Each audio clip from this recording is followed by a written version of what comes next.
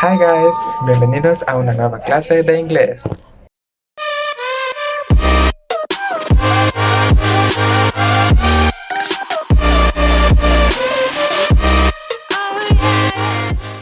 Me alegro de estar con ustedes una vez más. Bienvenidos a esta clase y para empezar esta clase quisiera preguntarles cómo se encuentran. Pero esperen, para eso traigo una actividad. Y aquí tenemos los moods, aquí tenemos los humores. Tenemos del 1 al 9 y ustedes se pueden clasificar en qué humor se sienten en este momento. Yo puedo decir que mi mood del día de ahora, de este momento, es el número 4. Ahora bien, ¿qué van a hacer? Les voy a dar 3 segundos en los cuales ustedes tienen que pausar el video y luego tienen que irse a la sección de los comments allá abajo y tienen que dejar un comentario de cuál es su mood de este momento. Cuando ya lo hayan terminado, pueden subir otra vez a donde está el video y ponerle play. Los 3 segundos comienzan desde este momento.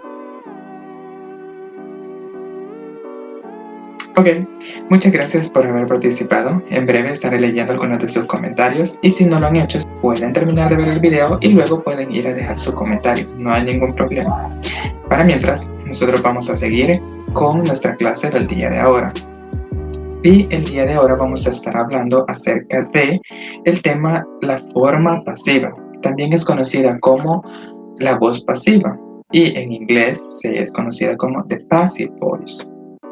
Tenemos nuestros objetivos para la clase del día de ahora y estos son: al final de esta clase, los estudiantes serán capaces de, número 1, conocer cómo se forma la voz pasiva de una oración. Número 2, identificar palabras claves cuando se está usando la forma pasiva. Y número 3, hacer oraciones usando la forma pasiva. Bien, continuamos y dice de la siguiente forma: la voz pasiva se utiliza para mostrar interés por la persona o cosa que es objeto de una acción, en lugar de la persona o cosa que realiza la dicha acción. Por lo general, nosotros le ponemos mucha más atención a la persona que está realizando la acción, pero en este caso, nosotros le vamos a dar vuelta a la oración. Dice, dicho de otro modo, la persona o cosa más importante pasa a ser el sujeto de la oración. Vamos a ver unos ejemplos. Ejemplo número 1, dice, the passive voice is used frequently. En español dice, la voz pasiva se utiliza con frecuencia. Aquí nos dice que nosotros nos interesamos más en la voz pasiva, no en quien la usa. Como les decía anteriormente, en este caso la oración no tiene como otro sujeto en la cual nosotros podemos enfocarnos. Por ejemplo, que dijera, la voz pasiva se utiliza por el profesor con frecuencia. En ese caso, nosotros tuviéramos otro sujeto. Sin embargo, nosotros no nos enfocaríamos en el profesor, sino en la acción o cosa, que en este caso sería la voz pasiva. Tenemos en el segundo ejemplo, the house was built in 1654. Y dice, la casa fue construida en 1654. ¿En quién nos estamos interesando? En la casa, no en quién la construyó o en quiénes la construyeron. Eso sí, tenemos que saber que cuando estamos hablando de la voz pasiva es muy formal. Por lo general nosotros siempre la vamos a encontrar en cosas escritas, pero cuando nosotros hablamos en voz activa y probablemente ustedes no sepan qué es esto y se están preguntando, bueno, ¿cuál es la diferencia entre la voz pasiva y la voz activa? Bueno, veámoslo de esta forma, con los ejemplos. En la voz pasiva tenemos, a great deal of meaning is conveyed by a few well-chosen words. En la voz activa tenemos, a few well-chosen words convey a great deal of meaning. En español tenemos, unas pocas palabras bien elegidas transmiten mucho significado. ¿Cuál es la diferencia que ustedes encuentran en la oración de la voz pasiva y la voz activa? Pensemos por un momento. ¿Cuál es la diferencia entre las dos oraciones? Ok, creo que ya se dieron cuenta que, por ejemplo, en la voz activa es como nosotros hablamos. Por ejemplo, que yo diga, Jorge Jorge escribe una carta. Cuando lo convierto a voz pasiva, yo digo, una carta es escrita por Jorge. Ahora creo que con este ejemplo me entiendo, que por lo general el sujeto, como bien lo mencionaba, es Jorge. Jorge escribe una carta, pero cuando hablamos en la voz pasiva, nosotros cambiamos el orden de los factores en una oración. Ahora bien, tenemos en el segundo ejemplo, Our planet is wrapped in a mass of gases. En la forma activa, como nosotros hablamos, diríamos, a mass of gases wraps around our planet. Que eso en español sería, una masa de gases circula alrededor de nuestro planeta. Pero en la voz pasiva nosotros tenemos que nuestro planeta es envuelto en una masa de gases.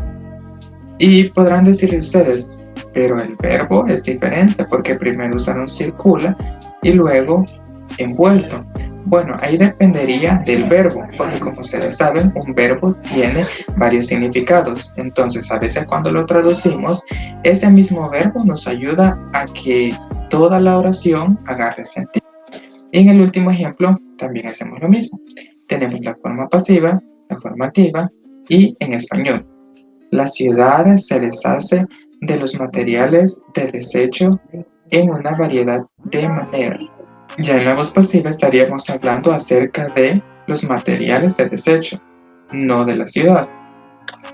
Sigamos para que ustedes puedan entender de una mejor manera. Dice, formación de la voz pasiva. En inglés, la voz pasiva está compuesta por dos elementos, la forma apropiada del verbo to be más el past participle. Esa es una de las claves que nosotros tenemos que recordar. En la voz pasiva, nosotros vamos a tener el verbo to be y el pasado participio del verbo. Los dos van a ir juntos. En la forma afirmativa tenemos Spanish is spoken here. Tenemos en la forma negativa Spanish is not spoken here. Y en la forma interrogativa is Spanish spoken here. Y eso significa, es el español hablado aquí. Como lo podemos notar, tenemos el verbo to be, que es is, y tenemos el pasado participio, que es spoken. Tenemos que tener cuidado en los verbos en pasado participio, porque algunos se parecen, por ejemplo en los verbos regulares, se parecen en la escritura con los mismos en pasado, pero cuando estamos hablando de los verbos irregulares, estos cambian ya sea en pasado y en pasado participio. Y tenemos los otros ejemplos que pasa lo mismo. La casa fue construida en 1899 y siempre tenemos el verbo to be, estaba, was, y tenemos el pasado participio que es built, siempre juntos, nunca hay que separarlos. En la forma negativa, ¿qué es lo que vamos a hacer? Solo vamos a agregarle not. En el caso de the house was not built. En la forma interrogativa solo vamos a poner el verbo to be al principio. El verbo to be al principio, luego el sujeto. Es de recordarlo, de memorizarlo. Por ejemplo, teníamos de que la oración era the house was built. Ahora, en la interrogativa vamos a poner was the house built in 1899, que diría fue la casa construida en 1899. Vamos a seguir. Si queremos decir quién o qué realiza la acción en una construcción en pasiva, empleamos la preposición by, cuando sabemos quién realizó la acción y el sujeto nos interesa. Siempre es mejor optar por la voz activa. Y si nosotros queremos a veces entender más una oración o un texto, nosotros podemos cambiar si está en voz pasiva a voz activa, porque es como nosotros lo entendemos mejor, es como nosotros nos comunicamos, etc. Esta es otra pista con la cual nosotros vamos a identificar que estamos hablando en voz pasiva, porque al final vamos a tener by y el nombre. Eso significa por y el nombre. Vamos a verlo. En este caso dice en la voz pasiva, A Hard Day's Night was written by the Beatles. A Hard Day's Night, que es la canción, fue escrita por los Beatles. En este caso tenemos quién lo hizo, tenemos el autor de esto. Entonces le vamos a agregar by y la persona que lo hizo. Vamos a ver la voz activa, como nosotros hablamos. Dice, The Beatles wrote A Hard Day's Night.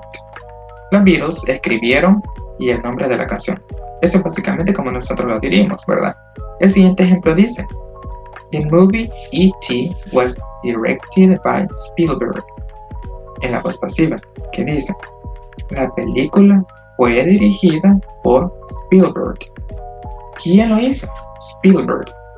¿Y sabíamos quién lo hizo? Sí, es por eso que le agregamos el by. Esa pequeña preposición es lo que nos ayuda a identificar quién creó alguna cosa y nos da como el aval para nosotros saber que es una oración pasiva. Y el último ejemplo que dice, mi padre construyó esta casa. En el caso de la oración pasiva no estamos hablando de mi padre, sino de la casa. Y aquí viene la mejor parte, tarea. Bien, aquí quiero explicarles algo, porque la tarea está dividida en 2 pasos, pero aquí pueden hacerlo ustedes como se les haga más fácil. Ustedes van a tener un párrafo y van a tener, por ejemplo, ahí las líneas donde falta el verbo.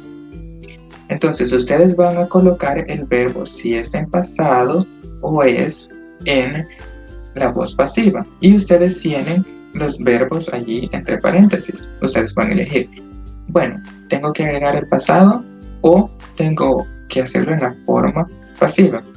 Y ahí ustedes lo van a colocar. Luego de eso ustedes van a traducir el párrafo. Sin embargo, les decía anteriormente que ustedes lo pueden hacer como ustedes quieran. ¿Por qué? Porque en mi caso, yo creo que yo entendería mejor si yo traduciera el párrafo y luego vería cuál verbo es el que encaja más.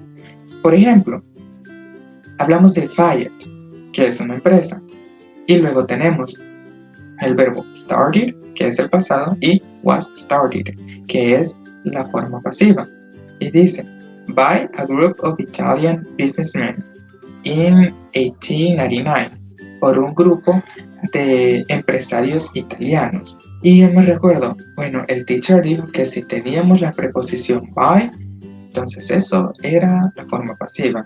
Y le voy a escribir ahí, was started.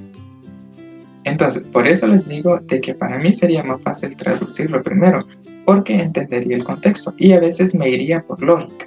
Por ejemplo, después sigue, en 1903, Fiat, que es la empresa, y viene, produced o was produced, y dice 132 carros. Pero si digo fue producido, que es la forma pasiva, no da. Fiat fue producido 132 carros. No da. Entonces tendría que ser el pasado. Fiat produjo 132 carros. Entonces les dije, solamente elegir el verbo correcto y traducir el párrafo. Y esto fue todo por el día de ahora. Muchas gracias por poner atención.